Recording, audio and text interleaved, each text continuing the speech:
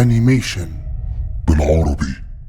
القصة بتبدأ بمارد وشوشني، وحش صغير أخضر وبعين واحدة بس دماغه بتوزن بلد. حلم حياته كله اتزرع في قلبه من صغره لما شاف المرعبين الحقيقيين في شركة المرعبين المحدودة. من اليوم ده عرف مارد إن الرعب مش بالعضلات، الرعب علم.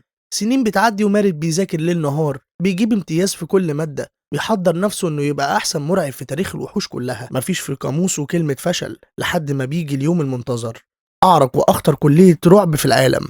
لكن هنا الحلم بيتصدم بالواقع. مارد بيكتشف ان الكلية مليانة بوحوش ضخمة ومرعبة، وعلى رأسهم بيظهر شلبي سلفان، وحش عملاق بيعتمد على الغرور والضخامة. شايف ان مارد مجرد عيل صغير حافظ كلمتين. المنافسة بينهم بتبدأ شرسة من اول محاضرة، خصوصا لما العميدة الأسطورية هارد سكرابل بتدخل المشهد. هارد سكرابل بتبص لمارد نظرة بتقتل الأحلام، وبتقول جملتها الشهيرة اللي بتخلص كل حاجة: الرعب نوعين يا وحوش، يا إما مرعب بالفترة يا إما الباقيين. الرسالة وصلت. مارد مش من النوع الأول، لكن مارد بيرفض يصدق وبيتحدى نفسه سلوفان في سباق إثبات الذات في أقوى كلية في الجامعة. في الجامعة مارد بيدخل فريق أوزباكابا، أضعف فريق في الجامعة، مجموعة من الوحوش الغريبة واللطيفة اللي ملهاش أي قيمة في مجال الرعب. مارد بيشوف فيهم فرصة إنه ياخد بيهم الطريق الصعب ويثبت إنه قائد عبقري. امتحان نص السنة بيجي وهو اللحظة الحاسمة في كلية الرعب. المنافسة بين مارد وشلبي بتوصل لأقصى درجة من العنف. مارد بيبقى متوتر زيادة عن اللزوم، وشلبي بيعتمد على حظه وضخامته. الصراع بيتحول لفوضى قدام العميدة هارد سكرابل اللي بتشوفهم الاتنين فشلة. وبتيجي الصدمة الأكبر، العميدة هارد سكرابل بتطرد الاتنين من برنامج التخويف نهائيا. حلم مارد بيتهد وكرامة شلبي بتتصدم. الاتنين اللي كانوا ألد الأعداء بقوا شركاء في الفشل، ومصيرهم إنهم يكملوا دراسة في أقسام ضعيفة في الجامعة. لكن مارد اللي ما يأس بيقرر يعمل المستحيل، يرجع لبرنامج التخويف عن طريق تحدي الجامعة الأكبر، أولمبياد التخويف. الشرط إنه لازم يفوز بالتحدي ده مع فريقه، وبيقنع هارد سكرابل بالاتفاق الصعب ده، وبيقول لها لو فزنا نرجع تاني لبرنامج التخويف، ولو خسرنا هنسيب الجامعة للأبد. وطبعا لإنجاز المهمة بيضطر مارد إنه يعتمد على فريق أوزباكابا الفاشل، فريق مستحيل ينجح. وهنا بيضطر مارد وهو كاره حياته ومجبر إنه يقبل شلبي كعضو في الفريق. مارد بيحاول يستخدم علمه وخططه العبقرية لتدريب الفريق، لكن بيكتشف إن الأعضاء دول محتاجين دعم نفسي أكتر من تدريب البدني والقوة. أما شلبي فبيحس بالملل من خطة مارد، وبيقرر إنه يعتمد على الخضة الطبيعية بتاعته.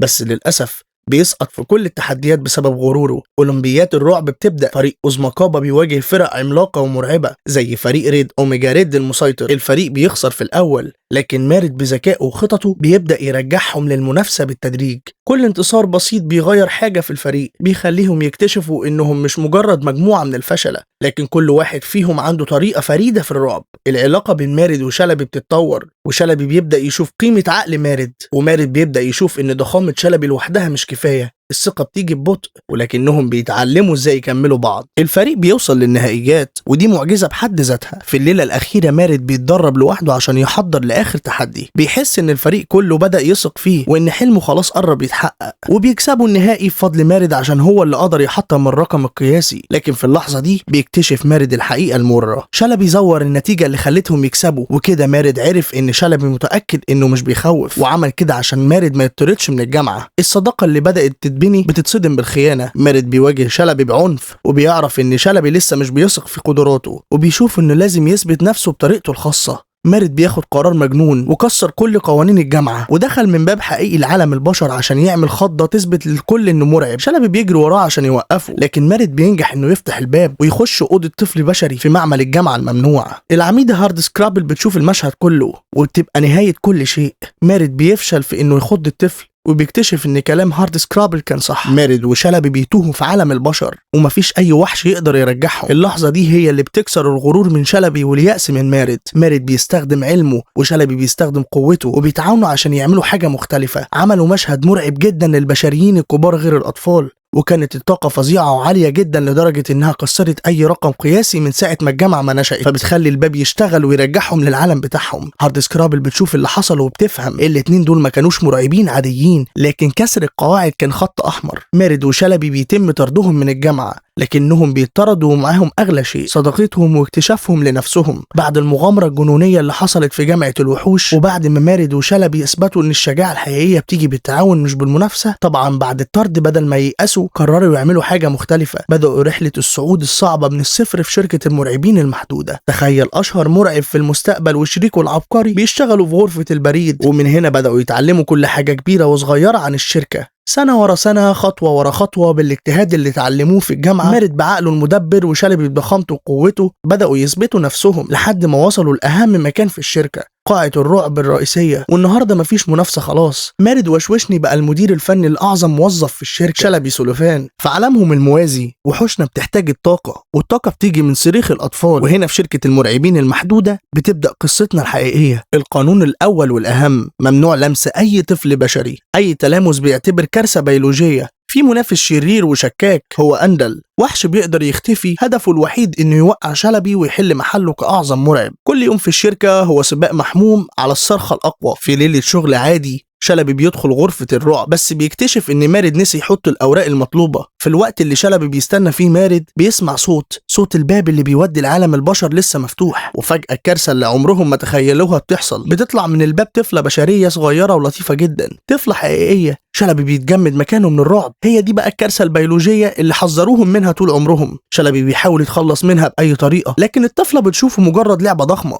بتضحك وبتناديه بوه. مارد بيوصل وبيشوف الطفلة، الجنون بيمتلكه. لازم يخفوا الطفلة دي قبل ما فرقة الحماية من المخاطر توصل وتحرق الشركة باللي فيها. بيبدأ الثنائي في محاولة إخفاء الطفلة بوه، بيخبوها في شنطة وبيغيروا شكلها، لكن الطفلة في عالم الوحوش بتعمل فوضى غير عادية، بتحول الشركة كلها لكابوس حقيقي. لحد ما شلبي بيبدأ يكتشف حاجة غريبة جدا: البت دي مش مجرد كائن خطير، البت بتضحك، وضحكتها مش بس حلوة، دي بتنور المكان كله. في الوقت اللي شلبي بيقضي وقت أطول مع أبوه بيكتشف إنه عنده جانب حنون، وإن الخوف اللي عنده من البشر ملهوش أساس. بيبدأ مارد وشلبي يفهموا إن في حاجة غلط بتحصل في الشركة. مين اللي بيقدر يجمع صراخات أكتر من شلبي؟ فبيكتشف المؤامرة الكبرى. أندل المنافس الحقود مش بس بيحاول يتفوق على شلبي، ده كمان بالتعاون مع أبو عنكبوت مدير الشركة العجوز بيحاولوا يحلوا أزمة الطاقة في المدينة بطريقة غير قانونية وغير أخلاقية. خطتهم هي اختطاف الأطفال واستخدام آلة بتشفط الصريخ بالإكراه. المؤامرة بتكشف إن كل اللي بيقولوه عن خطورة الأطفال كان مجرد كذبة عشان يحموا سر خطتهم الشريرة.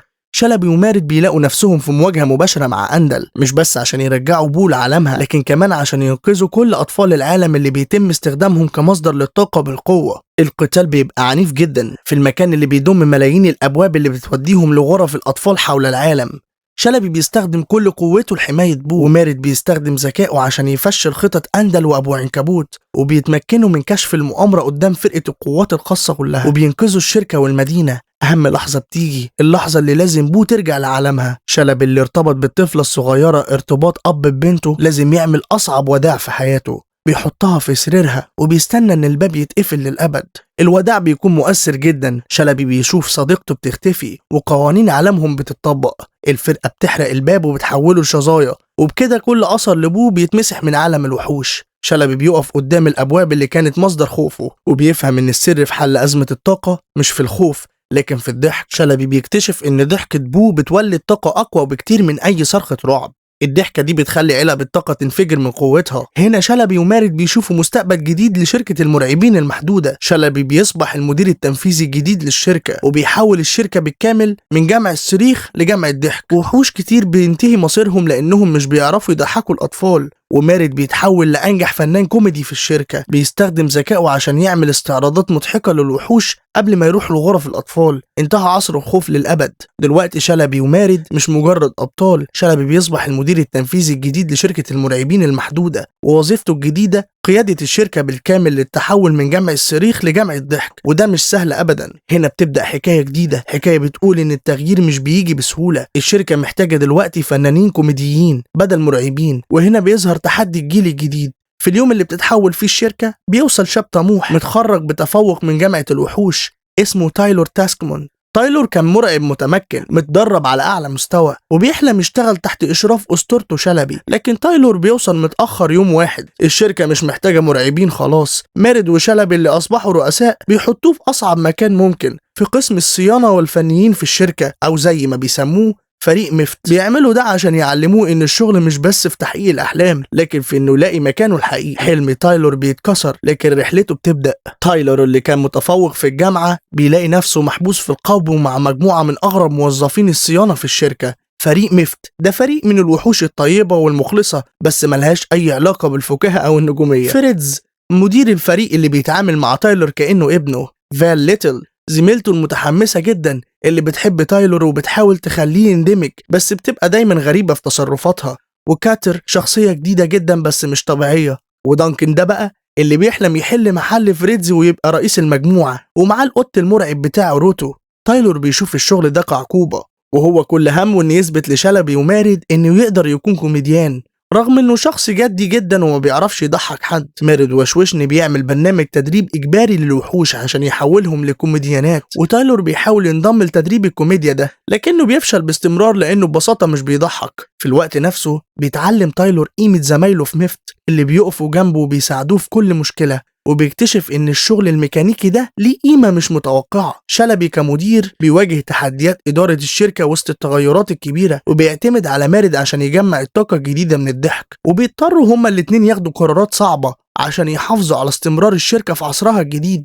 الصراع مش بس ما بين تايلور وما بين حلمه، الصراع الأكبر هو صراع الشركة كلها عشان تثبت إن الضحك ممكن يكون مصدر طاقة مستقر زي الخوف. مارد وشلبي بيواجهوا مشاكل في تجميع كميات كافية من الضحك وده بيهدد مستقبل المدينة بالطاقة. تايلور بيكتشف إن إمكانياته الحقيقية مش في التخويف ولا في الكوميديا لكن في إنه يصلح الأمور وفي إنه يساعد فريقه وبيبدأ يتقبل مكانه كفني صيانة متميز وبيستخدم ذكائه الجماعي في حل المشاكل المعقدة في الشركة. الرحلة بتنتهي بإن تايلور بيقدر يوازن بين طموحه وبين دوره الحقيقي. بيتعلم إن القيمة مش في اللقب لكن في الشغل اللي بيعمله وبيقدر أخيرا يقنع مارد وشلبي إنه ممكن يستخدم مهاراته الكوميدية اللي اكتسبها من التدريب عشان يدمجها بذكائه في شغل صيانة الأبواب. ودلوقتي شركة المرعبين المحدودة بتنطلق بقوة في عصر الضحك بقيادة مارد وشلبي اللي أسسوا مملكتهم من غرفة البريد. وقصة تايلور بتورينا إن حتى لو حلمك اتكسر في الجامعة طريقك للنجاح مش ممكن يكون غير اللي خططت له وإن أكبر وحش هو اللي يقدر يضحك الناس مش يخضهم.